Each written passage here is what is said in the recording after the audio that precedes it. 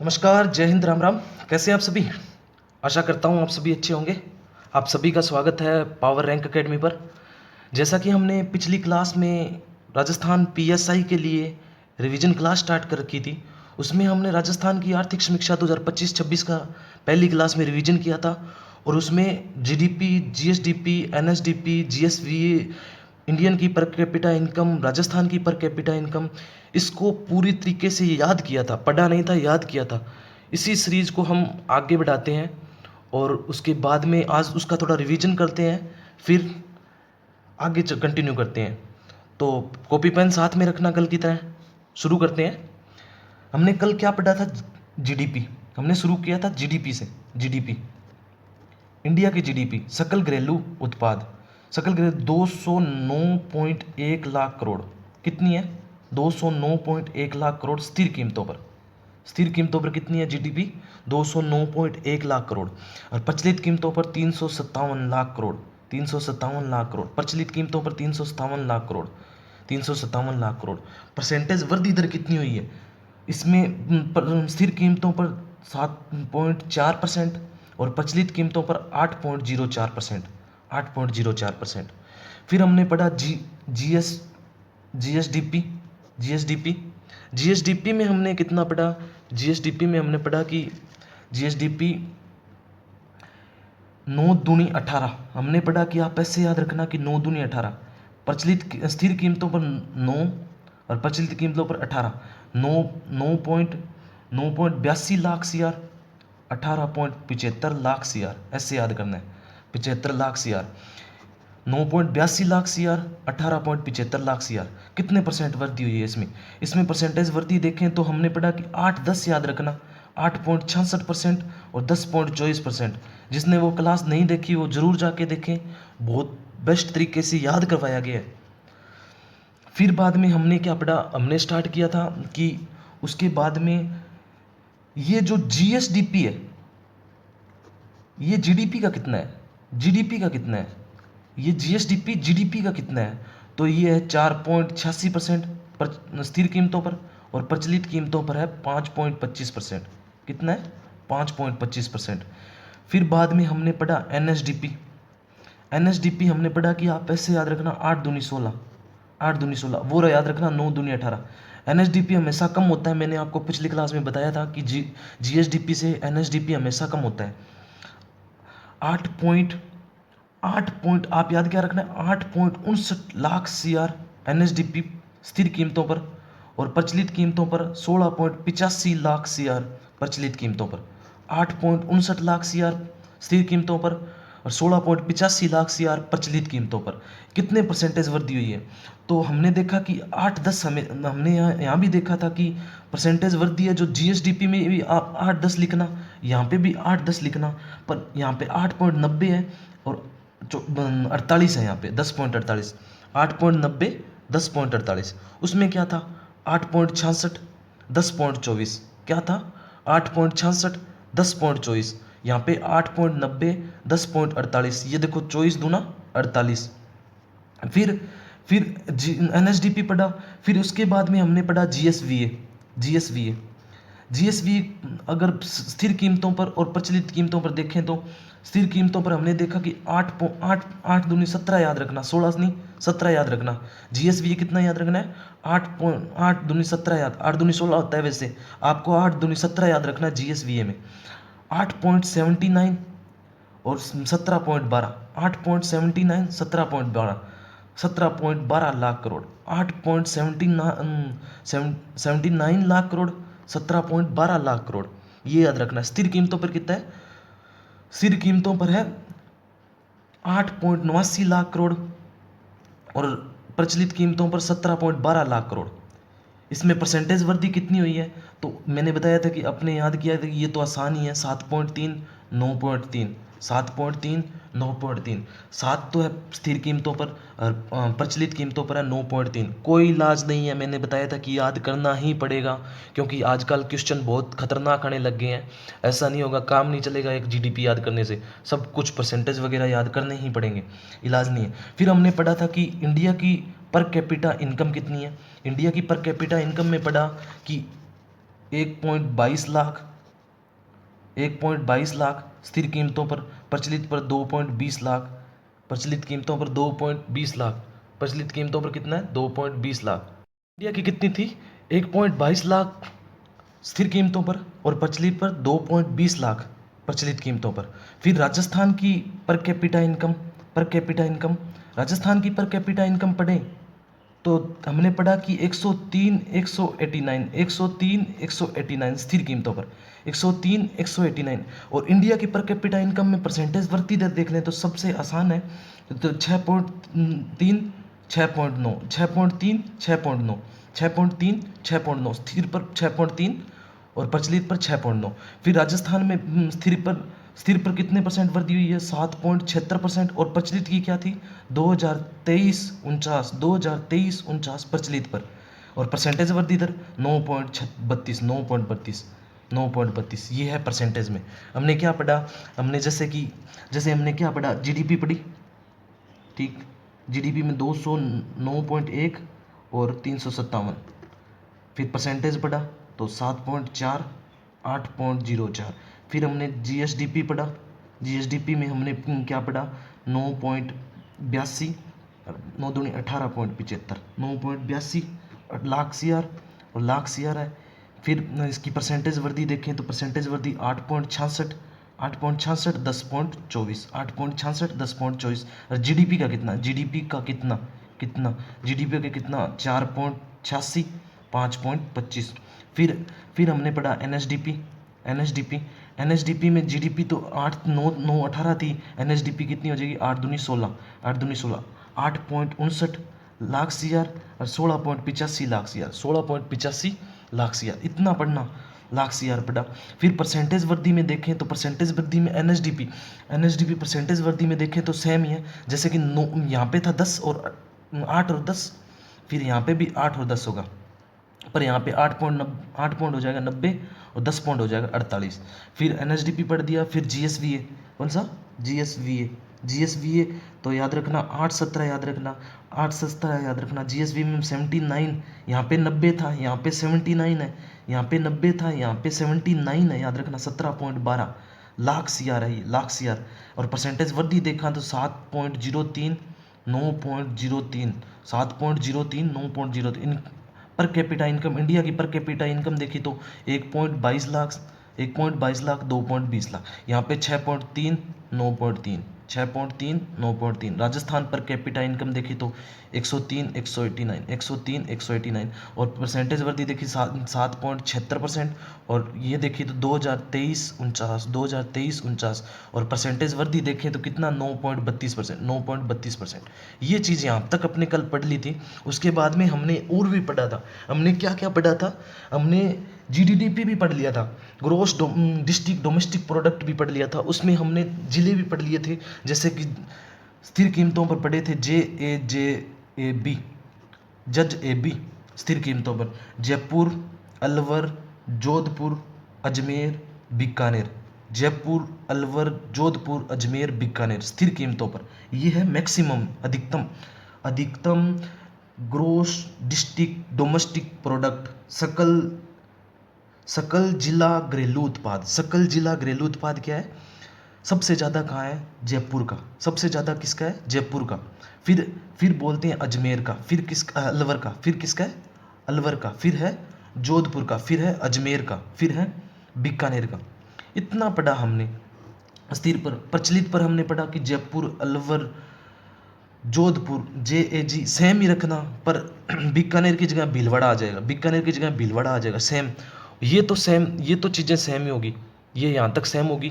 फिर जो बीकानेर है ना उसकी जगह कौन सा आ जाएगा, भीलवाड़ा आ जाएगा, किस पे, प्रचलित पे। और हमेशा प्रचलित की याद रखते हैं, क्योंकि प्रचलित ज़्यादा पूछते हैं, स्थिर कम पूछते हैं, क्योंकि प्रचलित होते हैं जो पिछले साल की। जैसे अब कौन सा आर्थिक समीक्षा 2025-26 चल रहा है ना, तो ये प्रचलित वाले क्वेश्चन ज़्यादा पूछते हैं। इसमें से कैसे पूछ सकते हैं, तो इसमें से सबसे ज़्यादा ऐसे पूछ सकते हैं कि, हाँ ऐसे पूछ सकते हैं मिलान वाला, कि सबसे ज़्यादा जैसे दे देंगे जयपुर, फिर दे देंगे अलवर, फिर दे देंगे जोधपुर, फिर दे देंगे अजमेर, फिर दे देंगे भीलवाड़ा है। या फिर ऐसे कर देंगे जयपुर, ये 4 ऑप्शन बनाएंगे, जैसे 1 2 3 और 4 अपने बना के दिखाता हूँ मैं। जैसे यहाँ पे फिर जयपुर, जोधपुर, अजमेर, अलवर और भीलवाड़ा। फिर दे देंगे Bhilwara, Jaipur, Jodhpur, Ajmer, Alwar.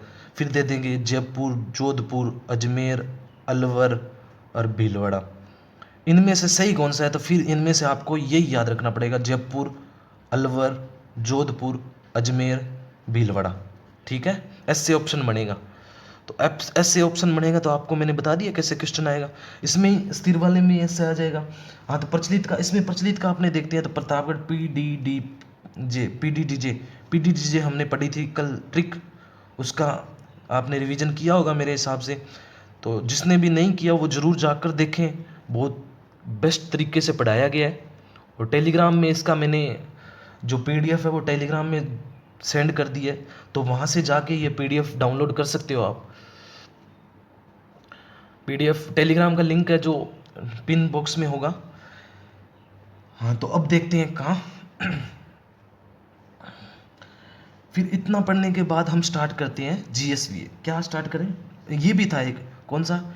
District per capita income. सबसे ज़्यादा जिले की पर कैपिटा इनकम किसकी है? अलवर की है। एक याद रखो, अलवर की है। और सबसे कम डूंगरपुर की है। दोनों में डूंगरपुर की है, सबसे कम डूंगरपुर की है। बाद में देखेंगे, अब को इतना याद करा दिया। फिर अपने शुरू करते हैं जीएसवीए। क्या शुरू करते हैं?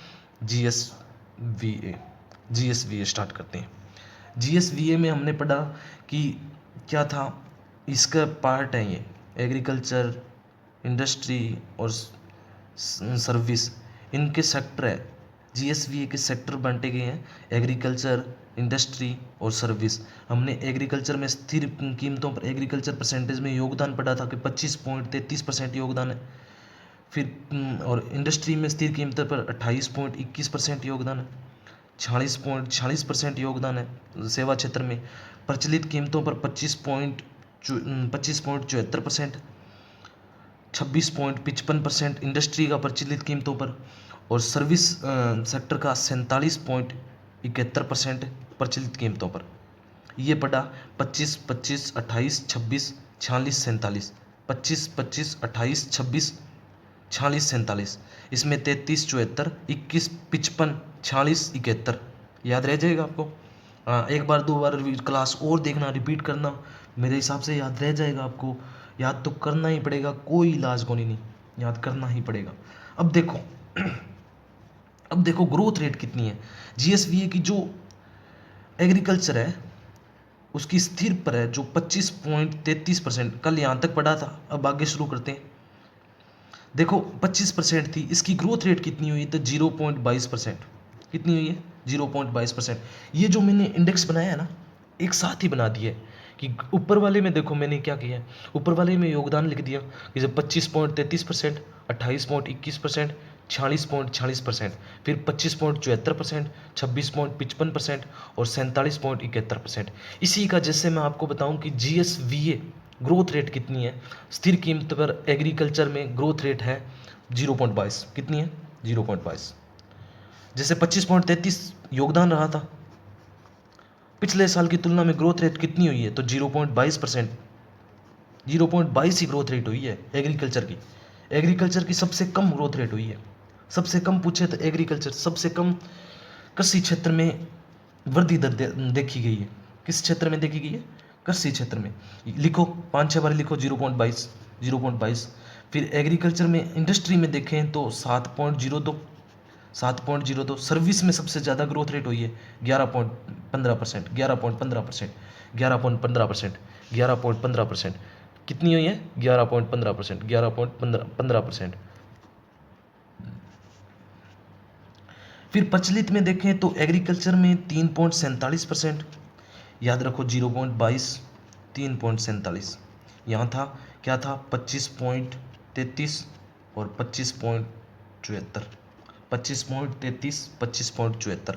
फिर देखें 7.02, 7.02 इंडस्ट्री का 7.02, 6.99, 6.99। यहाँ पे क्या होगा? यहाँ पे होगा 28.21 या 28.21%, 26.55%, 26.55%। प्रचलित कीमतों में 26% है जो इंडस्ट्रियल एरिया का योगदान है, ठीक है। और इसी में देखना है तो स्थिर कीमतों पर 28, स्थिर कीमतों पर ज़्यादा है। क्वेश्चन आ जाए कि उद्योग क्षेत्र का स्थिर कीमतों में प्रचलित कीमतों से योगदान कम है, तो आप क्या बोलोगे? गलत बोलोगे, क्योंकि 26 है, 28 है, 28% है तो ज़्यादा है ना स्थिर कीमतों पर। प्रचलित पे तो 26 ही है, तो स्थिर कीमतों पर क्या है? ज़्यादा है। और यहाँ पे अगर, हाँ, ऊपर वाले में अगर पूछ ले कि स्थिर कीमतों पर एग्रीकल्चर, इंडस्ट्री और सर्विस का जो योगदान है उसे क्रम वाइज सेट करो, तो सबसे ज़्यादा है तो सर्विस आएगा, फिर बाद में आएगा इंडस्ट्री, फिर बाद में आएगा एग्रीकल्चर। क्या आएगा? एग्रीकल्चर। ये याद रखना, सर्विस, इंडस्ट्री, एग्रीकल्चर। और अगर इसी को परसेंटेज में देखें, ग्रोथ रेट सबसे ज़्यादा, ग्रोथ रेट भी सेम ही है, स्थिर एग्रीकल्चर, इंडस्ट्री, सर्विस, इंडस्ट्री और एग्रीकल्चर, याद रखना। अगर प्रचलित में पूछे कि ग्रोथ रेट सब इससे सब सेट करो, तो प्रचलित में सेट करना है तो इसको क्या हो जाएगा? सर्विस, फिर इंडस्ट्री, फिर ये है एग्रीकल्चर, सेम आ जाएगा प्रचलित में भी। फिर आपको याद रखना है, अगर प्रचलित में ग्रोथ रेट का पूछे तो ग्रोथ रेट का सबसे ज़्यादा स्थिर में, अपने सेक्टर में, सर्विस सेक्टर में, फिर इंडस्ट्री में, उद्योग में, फिर एग्रीकल्चर कृषि में, एग्रीकल्चर कृषि में। अब याद करते हैं, ये यहाँ से क्वेश्चन बनता ही है, ये तो पिछले 2-3 सालों से क्वेश्चन आ ही रहा है। इसको योगदान देते ऐसे दे देगा कि एग्रीकल्चर, फिर इंडस्ट्री लिख देगा, फिर सर्विस लिख देगा, तो आपको याद रखना है SIA, SIA, SIA याद रखना है। हमें पता है कि 0.22%, 3.47%, 0.22%, 3.47%, कितना? 0.22%, 0.22%, 3.47%, 3.47%।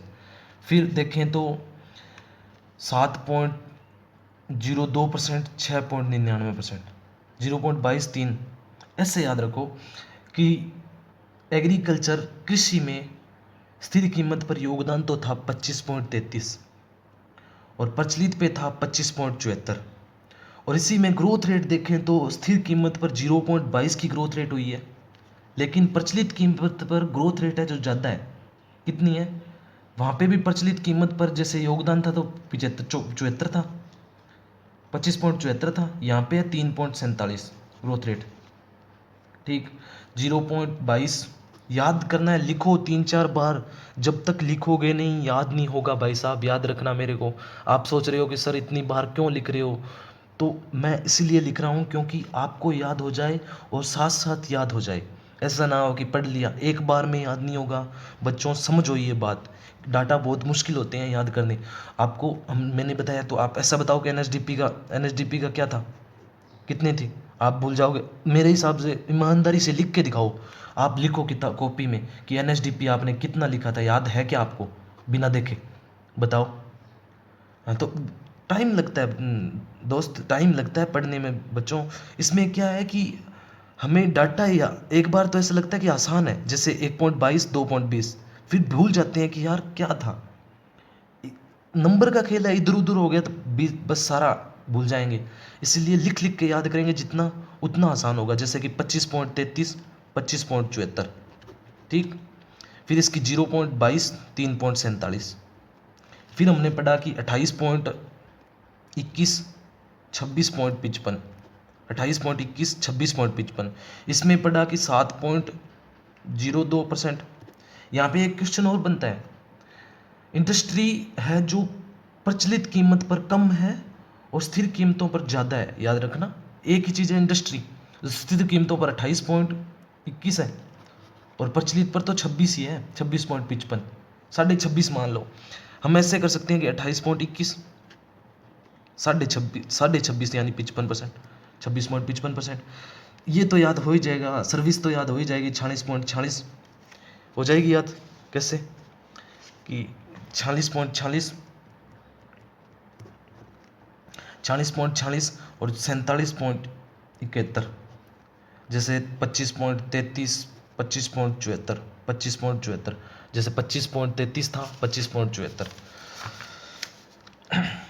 जीएसवीए था ना, जीएसवीए आपको पता है, तो आप बताओ जीएसवीए कितना था प्रचलित कीमत पर? प्रचलित कीमत पर था 17.12 लाख सीआर। जब मैं पूछूं आप बताओ तो आप क्या करना है, पॉज कर लिया करो क्लास को, फिर लिख के देखा करो, सोचा करो कि हाँ कितना था।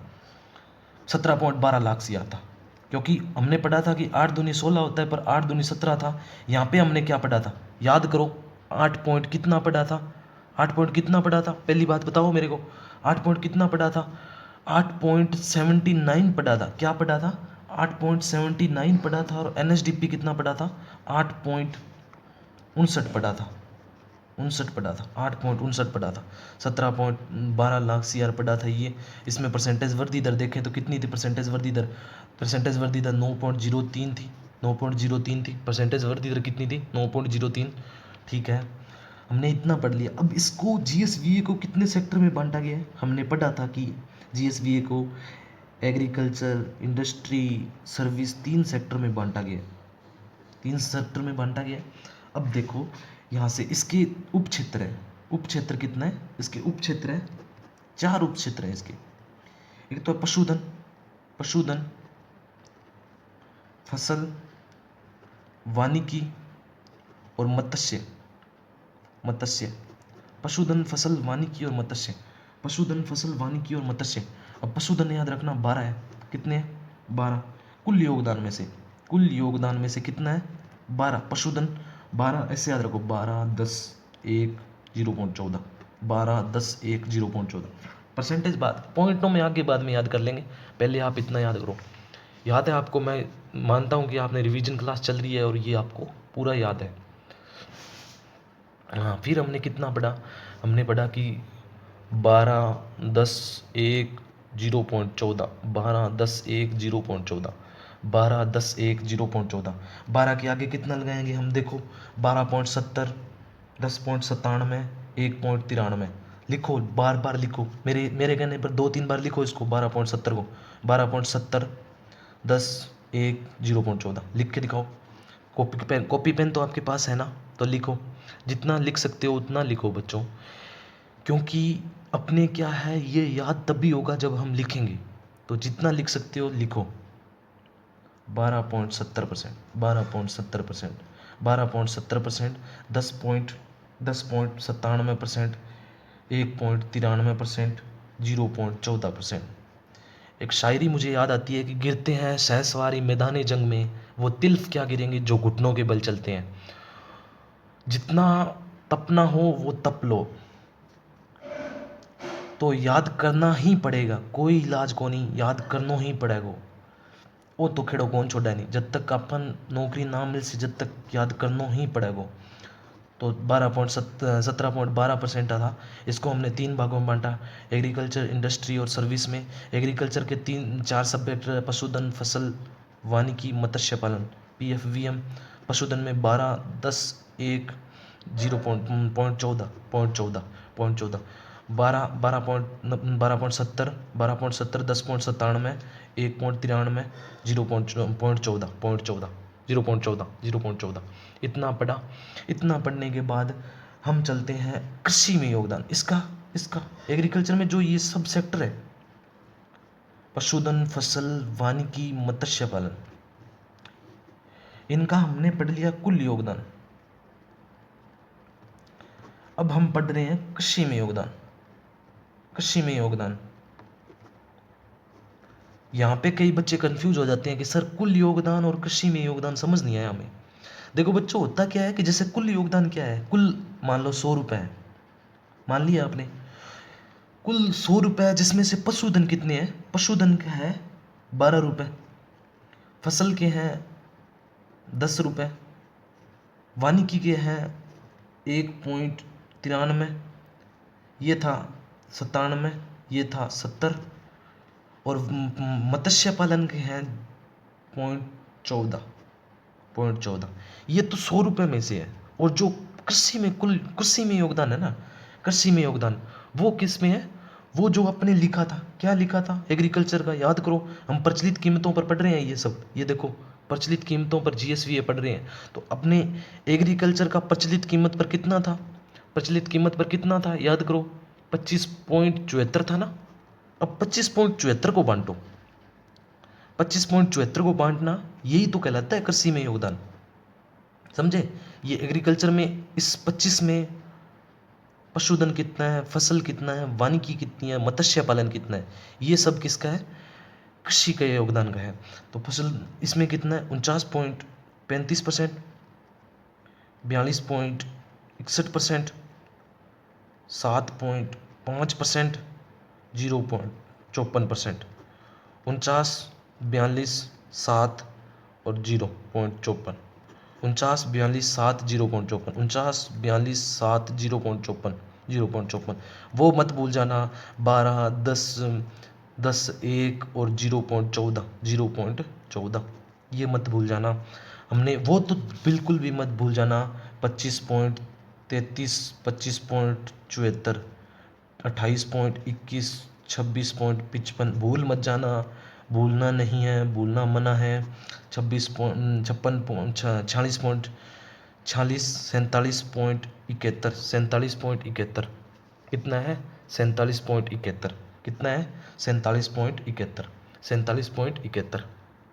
इतना पढ़ने के बाद हम चलते हैं आगे इंडस्ट्री में। इंडस्ट्री में इसके भी सब सेक्टर है, उप क्षेत्र है इसके, इंडस्ट्री के भी उप क्षेत्र में। इंडस्ट्री के विनिर्माण, निर्माण, निर्माण, खनन,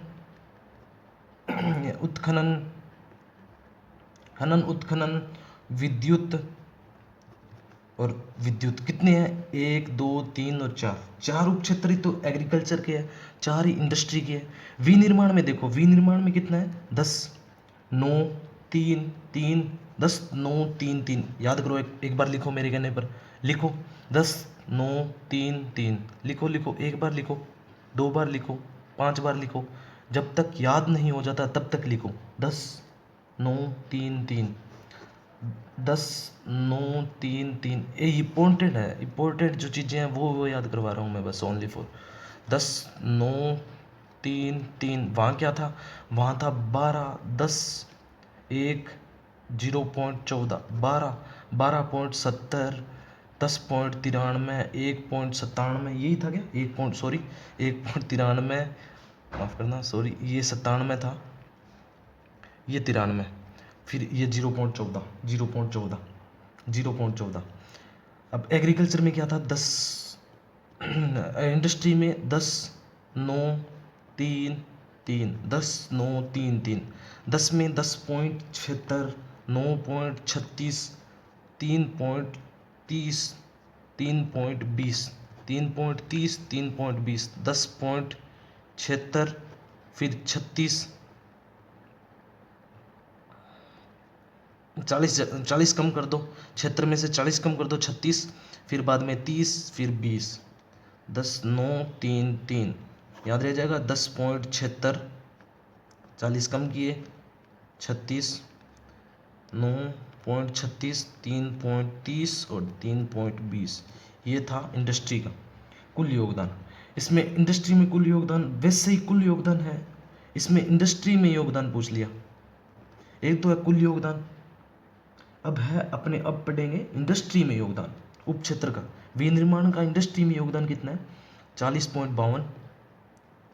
वहाँ हमने कितना पढ़ा? 49, 42, 7, 0.54, 49, 42, 7, 0.54, 49, 42, 7, 0.54। यहाँ पे 40, 35, 12, 12, 40, 35, 12, 12, 40, 35, 12, 12, 40, 35, 12, 12, 40, 35, 12, 12, 40, 35, 40, 35, 12, 12, 40, 35, 12, 12, 40, 35, 12, 12, इतना पढ़ा। इसके बाद में ये पढ़ लिया, याद हो गया, लिखो 40, 35, 12, 12, लिखो 40, 35, 12, 12, 40.52, 35.02, 12.42, 12.04। फिर पढ़ते हैं हम सर्विस सेक्टर का उप क्षेत्र। ये मैंने एक साथ इसीलिए कहा किया है क्योंकि कन्फ्यूज़न नहीं होता, साथ में ही याद हो जाता है। अपने देखो एग्रीकल्चर में 4 उप क्षेत्र पढ़े, पशुधन, फसल, वानिकी, मत्स्य पालन, ये इसी सीक्वेंस में याद रखना आप, क्योंकि पशुधन सबसे ज़्यादा है, फिर फसल आ जाएगी, फिर वानिकी आ जाएगी, मत्स्य पालन सबसे कम आ जाएगा।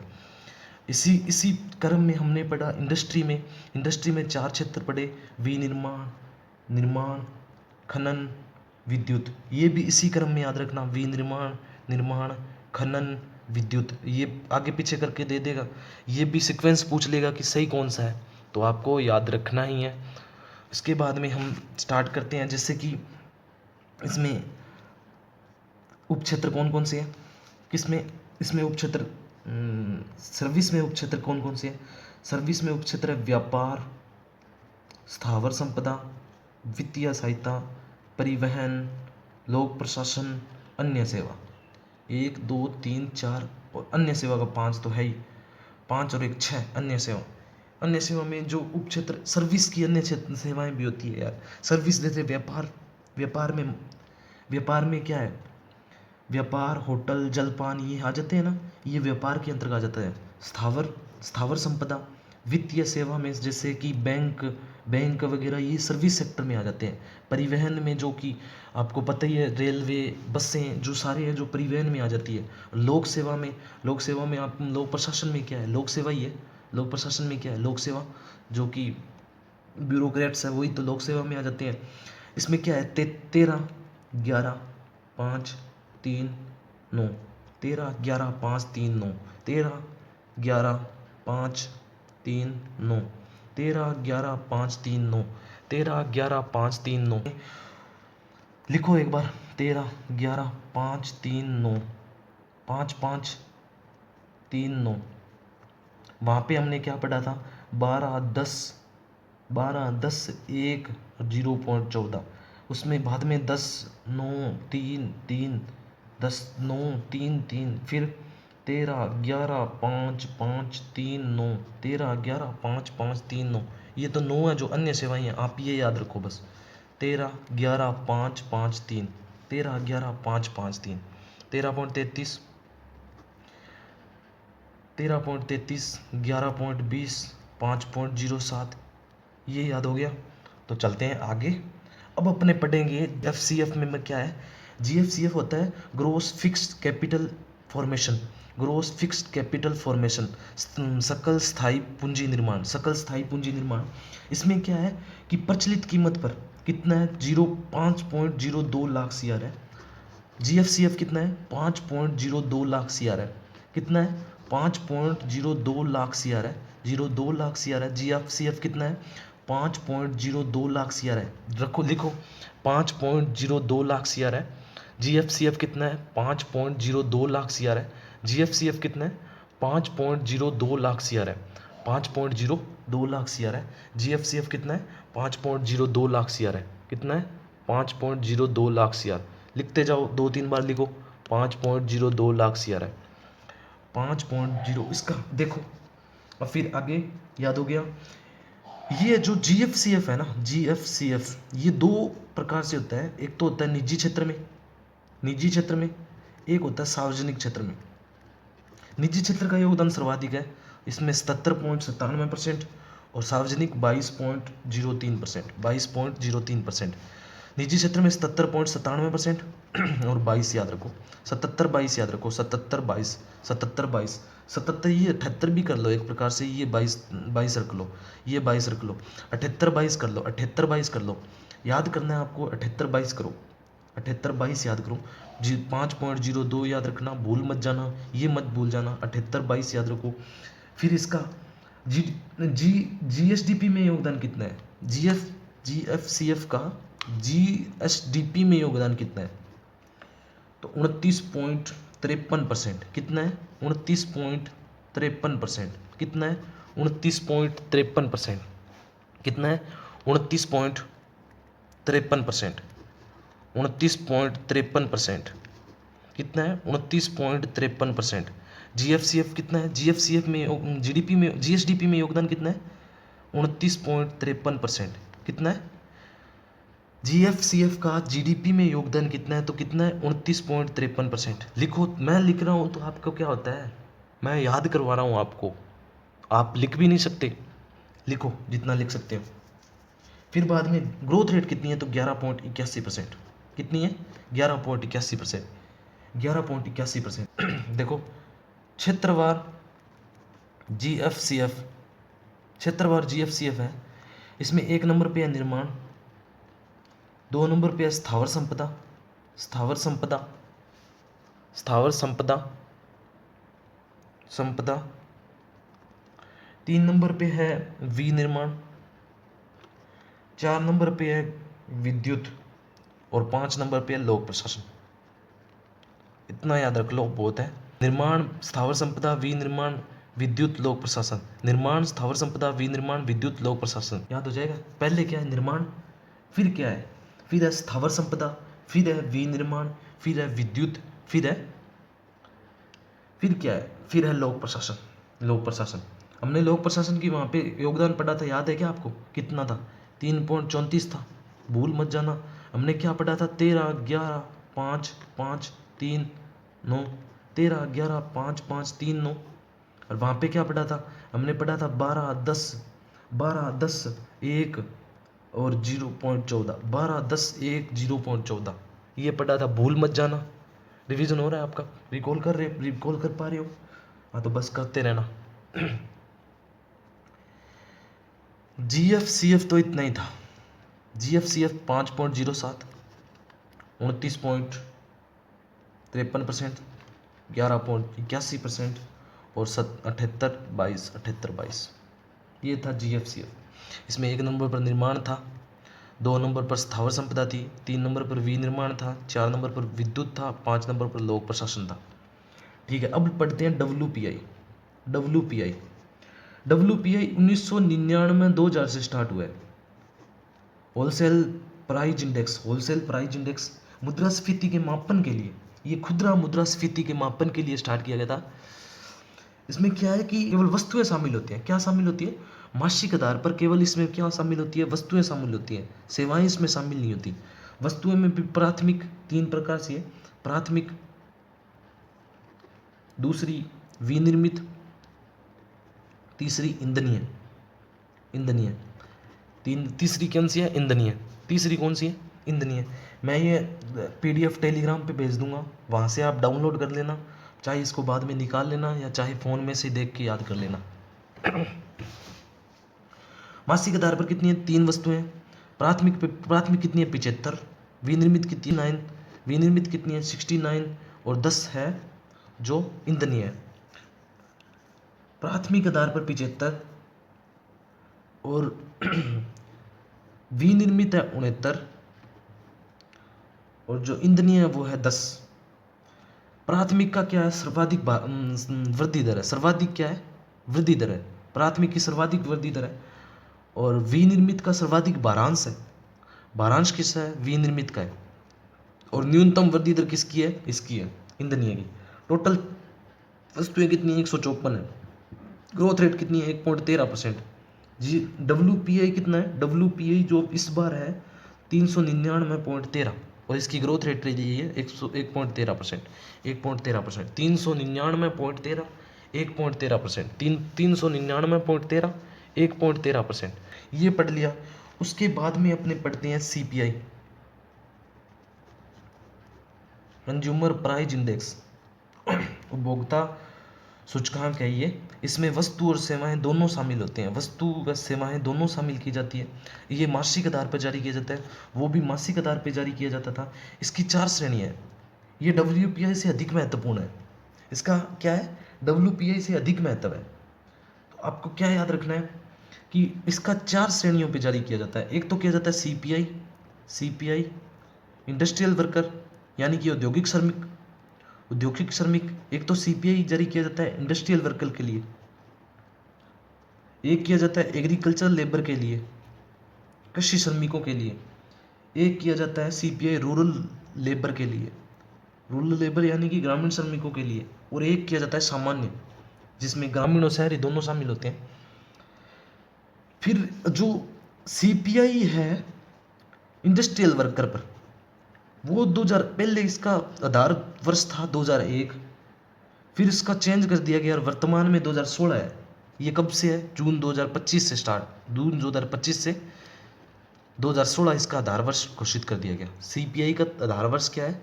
सीपीआई इंडस्ट्रियल वर्कर मतलब औद्योगिक श्रमिकों के लिए जो कि आधार वर्ष है वो है 2016। ये जो जून 2025 से बनाया गया, पहले इसका आधार वर्ष था 2001। अब सीपीआई इसमें ये जो है श्रम ब्यूरो चंडीगढ़ प्रति माह जारी करती है। इसको कौन जारी करता है? श्रम ब्यूरो। इसका मुख्यालय कहाँ है? चंडीगढ़। ये प्रति माह जारी करता है। पहले कहा था श्रम ब्यूरो, पहले शिमला जारी किया करता था, अब चंडीगढ़ जारी करता है। कौन जारी करता है?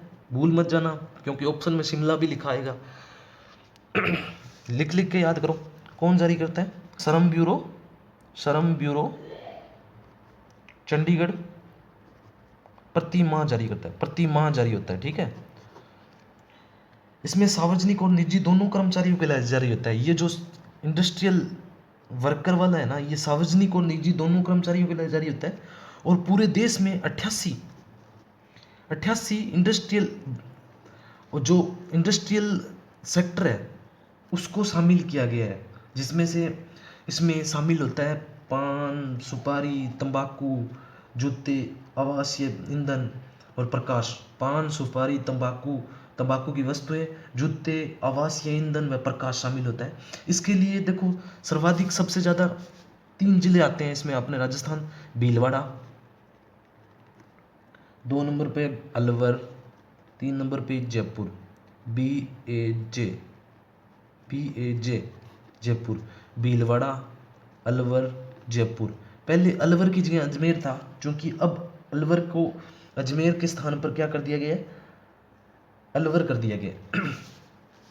सबसे ज़्यादा ग्रोथ रेट क्या इसकी है? भीलवाड़ा की। ऐसे ही है, इसका सीक्वेंस कैसा है? भीलवाड़ा सबसे ज़्यादा, फिर बाद में कौन सा है? अलवर, फिर बाद में कौन सा है? जयपुर, फिर बाद में कौन सा है? जयपुर। अजमेर के स्थान पे है। अब देखते हैं सीपीआई एग्रीकल्चर लेबर के लिए। एग्रीकल्चर लेबर के लिए 1986-87 में स्टार्ट हुआ। उसके बाद में शुरू कब हुआ था एग्रीकल्चर लेबर के लिए?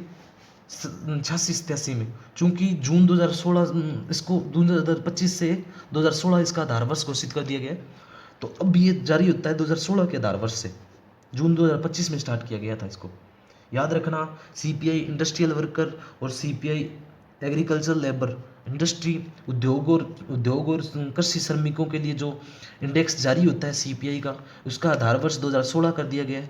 पहले जो इंडस्ट्रियल वर्कर थे उनके लिए 2001 था आधार वर्ष, और कृषि श्रमिकों के लिए 1986-87 था, और वर्तमान में 2016 कर दिया गया है। जून 2025 से स्टार्ट कर दिया। कब से स्टार्ट किया गया? जून 2025 से स्टार्ट किया गया। ये भी कौन जारी करता है? ये भी श्रम ब्यूरो करता है। श्रम ब्यूरो चंडीगढ़ द्वारा किया जाता है। ब्यूरो चंडीगढ़ द्वारा जारी किया जाता है। चंडीगढ़ जारी करता है। प्रति माह जारी किया जाता है। प्रति माह जारी किया जाता है, याद रहेगा। कृषि वर्ष याद रखना, कृषि वर्ष कब से है? कृषि वर्ष स्टार्ट होता है जुलाई से, और जुलाई से जून तक रहता है। कब तक रहता है? जुलाई से जून तक रहता है। तो बच्चों याद रखना ही पड़ेगा, कोई इलाज नहीं है। आपको कैसी लग रही है क्लास, ज़रूर कमेंट में बताएं। तो याद हो रहा है या नहीं हो रहा, ज़रूर बताएं कि बेनिफिशियल हो रही है या नहीं हो रही क्लास। तो हम पढ़ रहे हैं सीपीआई में 4 श्रेणियों में ये जारी किया जाता है। एक तो सीपीआई इंडस्ट्रियल वर्कर पर, एक दूसरा सीपीआई एग्रीकल्चर लेबर के लिए, सीपीआई रूरल लेबर के लिए, सीपीआई संयुक्त के लिए, यानी कि इसमें ग्रामीण और शहरी दोनों शामिल होते हैं। अपने पढ़ रहे हैं सीपीआई एग्रीकल्चर लेबर के लिए, जो कि पहले 1986-87 था। जून 2025 से कितना कर दिया गया? 2016 कर दिया गया। फिर उसके बाद में ये जारी कौन करता है? दोनों जारी करता है चंडीगढ़ ब्यूरो। कौन जारी करता है? श्रम ब्यूरो चंडीगढ़ प्रति माह जारी करता है। कृषि वर्ष किसे बोलते हैं? जुलाई से जून तक। और सीपीआई रूरल लेबर, यानी कि ग्रामीण श्रमिकों के लिए इसमें 2016 से ये स्टार्ट है। 2016 इसका आधार वर्ष है। आधार वर्ष क्या है? 2016 है। ये भी श्रम ब्यूरो चंडीगढ़ जारी करता है। अब याद रखना पड़ेगा, इंडस्ट्रियल वर्कर, एग्रीकल्चर लेबर और रूरल लेबर, ये तीनों कौन जारी करता है? श्रम ब्यूरो जारी करता है। कौन जारी करता है? श्रम ब्यूरो जारी करता है, और प्रति माह जारी होता है। कौन? प्रति माह जारी होता है, याद रखना, प्रति माह जारी होता है। प्रति माह जारी होता है। इंडस्ट्रियल वर्कर है, इसका 2016, इसका भी 2016 और इसका भी 2016 आधार वर्ष है। इसका पहले 2001 था, 2001 था। ये जो एग्रीकल्चर इंडस्ट्रियल लेबर है, इनका 1986 87 था, 1986 87 था। इसका 2016 ही है। ये इसके बाद में अपने सामान्य पढ़ते हैं। सामान्य सीपीआई में आ जाता है, संयुक्त में आ जाता है ग्रामीण और शहरी दोनों, ग्रामीण और शहरी। ग्रामीण शहरी में क्या है कि 2012 इसका क्या है, आधार वर्ष था, क्योंकि 2024 इसका आधार वर्ष घोषित किया गया है। और ये जो लागू हो चुका है जनवरी 2026 से ये आधार वर्ष लागू हो चुका है। क्योंकि अब वर्तमान में अगर कोई पूछे आपसे कि सामान्य सीपीआई, ग्रामीण और संयुक्त का आधार वर्ष क्या है, तो आप बोलोगे 2024, ना कि 2012। क्या बोलोगे? 2024। हमने क्या क्या पढ़ा? हम पढ़ते हैं जैसे कि हमने पढ़ा जीडीपी, इसका परसेंटेज पढ़ा। फिर हमने जीएसडीपी पढ़ा, इसका परसेंटेज पढ़ा। ये जो जीएसडीपी है, जीडीपी का कितना ये पढ़ा। फिर हमने परसेंटेज कितना है जीडीपी कितना। फिर हमने एनएसडीपी पढ़ा, एनएसडीपी कितना परसेंट। फिर हमने पढ़ा जीएसवीए कितना परसेंट। फिर इंडिया की पर कैपिटा इनकम कितनी परसेंट वृद्धि हुई है, ग्रोथ रेट कितनी है। फिर राजस्थान पर कैपिटा इनकम पढ़ी, ग्रोथ रेट कितनी हुई है, ये पढ़ा। फिर जीएसवीए को हमने बांटा प्रचलित कीमत पर। कितनी कीमत पर? कौन सी कीमत पर? प्रचलित कीमत पर। 17.12 लाख सीआर, 17.12 लाख सीआर। हमने देखा था कि इसकी ग्रोथ रेट है जो 9.03 है। इसको हमने 3 सेक्टर में बांटा। एक तो हमने एग्रीकल्चर में बांटा, फिर इंडस्ट्री में बांटा, फिर हमने बांटा सर्विस में। एग्रीकल्चर में हमने स्थिर पढ़ा और प्रचलित पढ़ा। स्थिर में हमने पढ़ा 25.33, 25.74, इसका 0.22%, इसका 0.22% है। और इसका क्या है? 3.47% है। क्या है? 3.47%। फिर हमने इंडस्ट्रियल वर्कर में पढ़ा 28.21, 26.55। क्या पढ़ा? 26.55 पढ़ा। क्या पढ़ा? 26.55 पढ़ा। हमने सेक्टर पढ़ा, सर्विस सेक्टर में स्थिर कीमत और प्रचलित कीमत पर देखा तो 46.46%, 47.71%, 46.46%, 47.71% ये पढ़ा। फिर हमने इनकी ग्रोथ रेट भी देखी 0.22, 3.47, इसकी देखी 7.02 और 6.99, 7.02, 6.99। इसका देखा 11.15, फिर 13.52। ये सब पढ़ने के बाद हमने इसके उपक्षेत्र पढ़े। एग्रीकल्चर का उपक्षेत्र 4 उपक्षेत्र पढ़े, इसके भी 4 उपक्षेत्र पढ़े, इसके 5 उपक्षेत्र पढ़े। इसमें एक तो पढ़ा पशुधन, फसल, वानिकी, मत्स्य पालन। इसका हमने पढ़ा विनिर्माण, निर्माण, खनन, उत्खनन, विद्युत ये पढ़ा। विनिर्माण, निर्माण, खनन, उत्खनन, विद्युत। फिर हमने पढ़ा इसका सर्विस सेक्टर का जो उपक्षेत्र पढ़ा, व्यापार पढ़ा, स्थावर संपदा पढ़ी, वित्तीय सेवाएं पढ़ी, परिवहन पढ़ा, लोक प्रशासन पढ़ा व अन्य सेवाएं पढ़ी। इसका परसेंटेज देखा। फिर जीएफसीएफ पढ़ा, फिर सीपीआई पढ़ा, इसमें भी डब्ल्यूपीआई पढ़ा। सीपीआई में चार श्रेणी में जारी किया जाता है। जो हमने 4 श्रेणियां देखी, 4 श्रेणियों में क्या क्या देखा? 4 श्रेणियों में हमने देखा कि सीपीआई जारी किया जाता है एक तो इंडस्ट्रियल वर्कर के लिए, दूसरा जारी किया जाता है सीपीआई जारी किया जाता है दूसरा एग्रीकल्चर लेबर के लिए, दूसरा एग्रीकल्चर लेबर के लिए, तीसरा रूरल लेबर के लिए, चौथा संयुक्त जारी किया जाता है जिसमें शहरी और ग्रामीण लेबर शामिल होती है।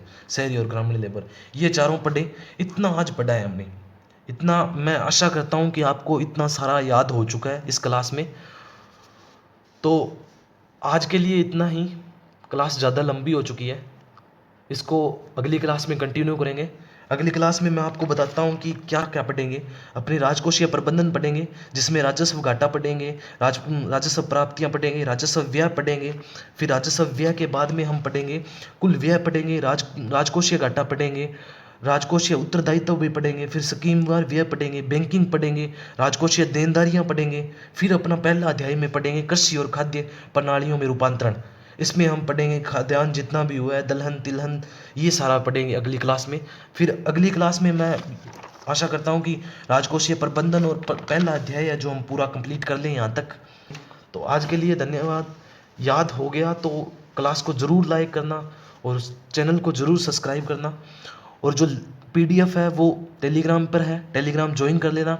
टेलीग्राम का लिंक है जो कमेंट बॉक्स में पिन होगा। धन्यवाद। जय हिंद। राम राम। खुश रहें, पढ़ते रहें और अपनी तैयारी को मजबूत करें।